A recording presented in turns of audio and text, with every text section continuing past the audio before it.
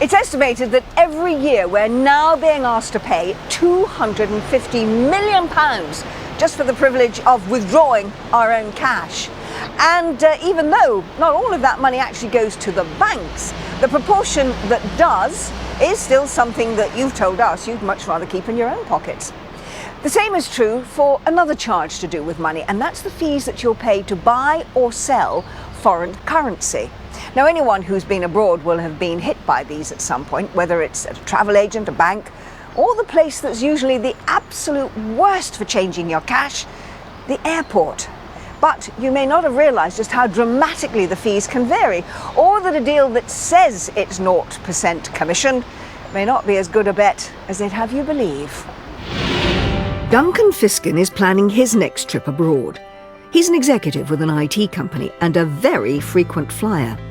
In the last 12 months alone, he's done 55 international trips. Like the rest of us, he wants the best deal when it comes to buying his foreign currency. Well, a lot of the trips that I do are actually at very short notice, so I don't have a great deal of time to plan. I'm usually booking an air ticket online at pretty short notice, packing very quickly. Typically, I'm leaving a bag half-packed, rush to the airport. And I think I fall into the trap that a lot of people fall into, is that the currency desks at the airport, right after security, they're very convenient, and clearly what I discovered was I'm paying a premium for the convenience. Duncan decided to work out exactly how much he was being charged for his foreign currency, and calculated that he was paying a staggering £400 annually in exchange fees and poor buyback rates. When I think that I'm paying a £3 transaction fee every time I change money, and I don't think I'm getting a really good rate, that was bothering me. The other side of this is if you have euros left over and you change them when you come back in, it's the double whammy, because you've got another basically disadvantageous exchange rate, so you're getting caught twice and you're paying another £3 transaction fee. Duncan is in good company. Consumer Focus has estimated that every year in the UK we spend around £1 billion in charges to get our foreign currency. The windows of foreign exchange shops and travel agents often boast that they offer 0% commission deals on foreign currency. And though that might make you think you're getting a bargain, the money you've saved is likely to be clawed back through their exchange rates, which they set themselves. Of course, instead, you could do a buyback deal, where any money you return is bought back at the same rate that you paid for it. But there's normally a fee for this, so you end up losing out either way. So what's the alternative? Well, here's what Duncan does. The solution is a prepaid, for me, a Euro debit card, because so many of my trips are in the Eurozone.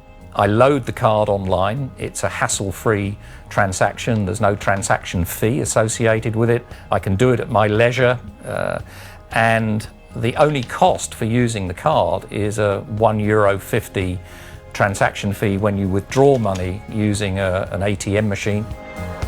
Duncan reckons he'll save a whopping £500 a year using these prepaid cards, a saving he will pocket, and the Bureau de Change won't. Well, to help you stop feeling shortchanged before you've even left the country, here's Prashant Vasi from Consumer Focus with advice on how to get the best deal on your holiday cash. Try and arrange your money at least 2 or 3 weeks in advance. That'll give you enough time to shop around for the best exchange rate, and try and avoid buying currency at the airport or at the ferry, because you get really bad rates there. If you are in a rush, what you can do is actually purchase the currency over the internet and then collect it at the airport or the ferry port, and that way you can take advantage of the more attractive internet exchange rates. Some of the bureaus de change offer very, very attractive exchange rates, but there are a few steps you need to take just to make sure you get the best deals. The first thing is to use a price comparison site to shop around and get the best bureau de change. Try to avoid using your debit card or your credit card to pay for it, because quite often your bank will charge just for the privilege of taking money from your own account. If you're going overseas for a long period of time, it's actually quite good value to get a prepaid card in the currency of the country you're travelling to.